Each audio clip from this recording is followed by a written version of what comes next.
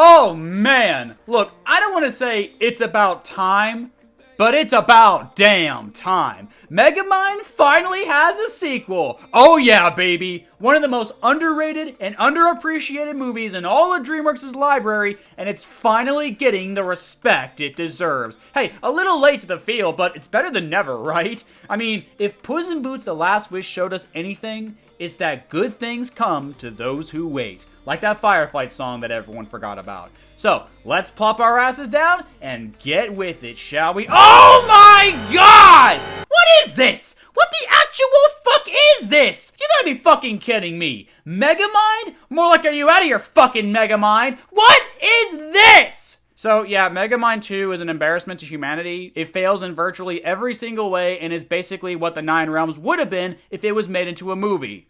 Which, to be fair, would have been much better than 8 seasons of absolute agony. But before we talk about that, I'd rather watch something that I know will be good, that being Kung Fu Panda 4, a movie that I think people asked for. So I'm gonna be honest with y'all, I'm not exactly sure why this movie exists, save for DreamWorks desperately needing money. I mean, this movie was barely even marketed despite being Kung Fu Panda 4. It's a franchise that people are very familiar with and is now old enough to drive, yet DreamWorks uploaded the first trailer for this movie literally 3 months ago.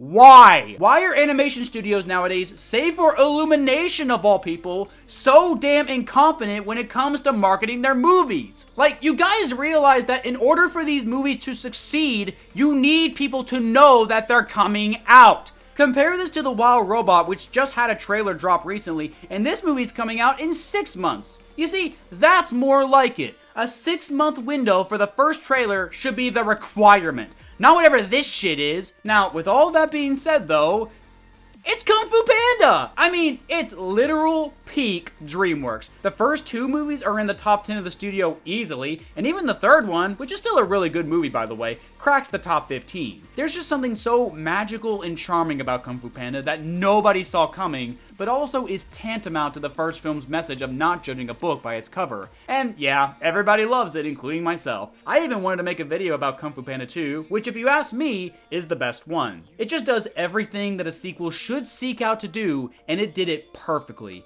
It's that rare, once-in-a-blue-moon sequel that actually surpasses the original in every way. 3 was still a really good movie at the end of the day, but yeah, I see why people call it the weakest. Or at least I did. Until I saw Kung Fu Panda 4. Yeah, this movie is just kind of solid, in that it's a good movie in its own right, but when it's inevitably compared to the original trilogy, it fails to live up in every way. Here's the thing about Kung Fu Panda for me. Each movie has something in it that does better than the other Kung Fu Panda movies do. The first movie has the best humor of the 3. The second movie has the best villain of the 3. The third movie has the best score and animation of the 3.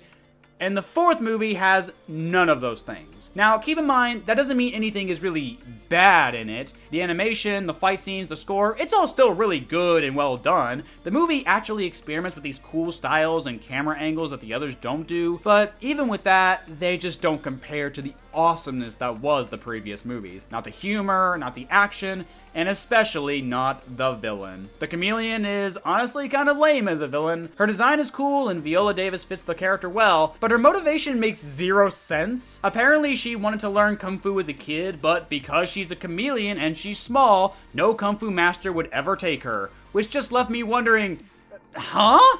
What Kung Fu master wouldn't take you just because you're small? Did the franchise forget that Mantis is a character? The movie tries to rationalize this by having no one in Juniper City know who Po is or the Furious Five is, but then they later admit they know who Shifu is. So they know about a red panda who became a Kung Fu master, but not Mantis? Not that that matters because the chameleon made this elaborate plan, which I won't spoil for this video, but needless to say, it requires her knowing who Po is. She's specifically going after his staff of wisdom that he got from Oogway in the last movie, so if she knows about all of that stuff, then she would clearly know about the Furious Five at some point, including Mantis. So her motivation of being rejected simply for being small makes zero sense in this world. What, is that why the Furious Five isn't in this movie? So her stupid motivation makes sense? What, like we forgot or something? This movie brings them up! And even if you want to argue that she's just bullshitting and doesn't actually care about what people think about her size, well, frankly, that just makes her worse because now she's just some power-hungry bitch that only wants to rule the world, and that's just plain boring. Not to mention, she does nothing throughout the entire movie to instill fear and terror to show just what a colossal threat she is to the world of Kung Fu and our main characters. Compare her to Tai Lung's escape from prison, or Shen committing literal genocide, or Kai having a badass soundtrack. Every villain before her has done some kind of great evil and or show of force that proves just how much of an obstacle they are going to be for our heroes. But the chameleon? She pushed a guy down the stairs. He didn't die though, he was okay. She burned some stuff in the opening, but still didn't kill anyone or hurt anyone, so there's that, I guess. It's kind of amazing how she can literally... It's kind of amazing how she can literally shapeshift into all opposed former foes, and yet can't seem to scrounge up any of their fear, presence, or power. She's a serviceable villain in this movie, her shapeshifting is kind of fun at times, but hey, at least Kai can finally catch a break because he's no longer the worst villain in the franchise. Huzzah. So, stop me if you've heard this one before. So, there's this villain that showed up and is threatening all of Kung Fu, and they're in some faraway city that our main character has never been to before, so he has to go and stop them. He gets involved in the local ruling force and gets involved in a wacky chase, but he escapes into the underground, then he breaks into the villain's palace, he dies, only not to die, and then he comes back to face the villain and wins. Wow, the plot structure sounds awfully a lot like the second movie, doesn't it? Well, what about the message of the movie? Well, it's about adapting to change and learning that it's never too late to change. Wait, wasn't that kind of Shifu's arc in the first movie? About accepting change and stuff like that? Well, there's also this lesson about finding your true self inside. Oh wait, that was the third movie. Oh, what about moving on to the next part of your life and letting the past go? That's literally the best scene in this entire franchise. This movie just rehashes a lot of the same plot beats and themes that the previous movies taught, and frankly at times it feels almost out of character for Po to have to learn this stuff twice. I get it's more for Zhen than it is for him, but at some point it just gets a little redundant. Like, how is he not okay with change at this point? How is he not cool with letting things go after the second movie? It just doesn't really add up to a consistent character anymore, and it just feels like retreading.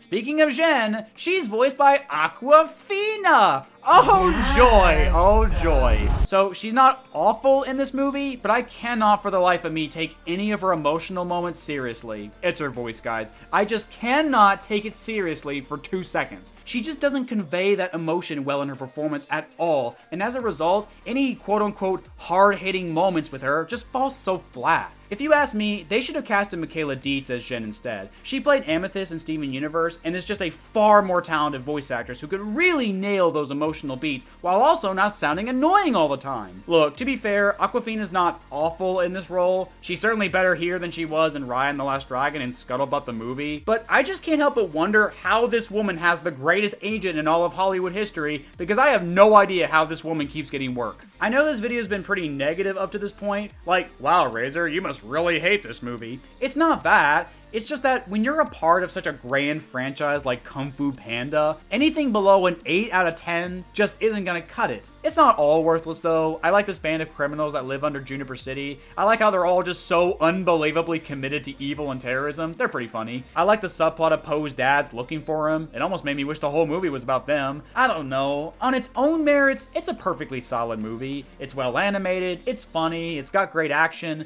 but it just doesn't add anything all that new or interesting to the world of Kung Fu Panda. It feels less like a sequel and more like a spinoff that'd be released straight to Netflix, honestly. Which I know sounds mean, but it's just how I feel, you know? I enjoyed it for what it's worth, but I also think this franchise has finally run out of steam. It can only go on for so long before it finally stopped being peak, and it kinda showed that with the third movie, but it couldn't be more clear with Kung Fu Panda 4.